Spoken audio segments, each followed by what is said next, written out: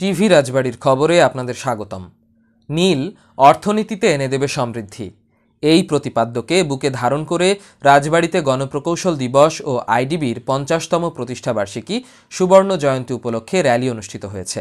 রোববার 8 নভেম্বর সকাল 11টার দিকে Institution of Diploma Engineers Bangladesh IDB Rajbari শাখার আয়োজনে শহরের শিল্পকলা একাডেমির এলাকার সড়কে একটি র্যালি বের হয়।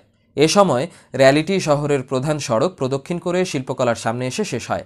পরে সেখানে দিবস ও সুবর্ণ জয়ন্তী উপলক্ষে শান্তির প্রতীক পায়রা উড়িয়ে এর শুভ সূচনা করেন অতিথিসহ প্রকৌশলীরা।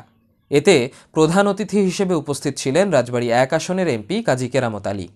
অন্যান্যের মধ্যে উপস্থিত ছিলেন সদর উপজেলা chairman advocate Imdadul Haque Biswas, Institution of Diploma Engineers Bangladesh IDB Rajbari শাখার সভাপতি আব্দুর রাজ্জাক মিয়া, সাধারণ সম্পাদক সাজ্জাদ হোসেন মৃধাসহ আরও অনেকে।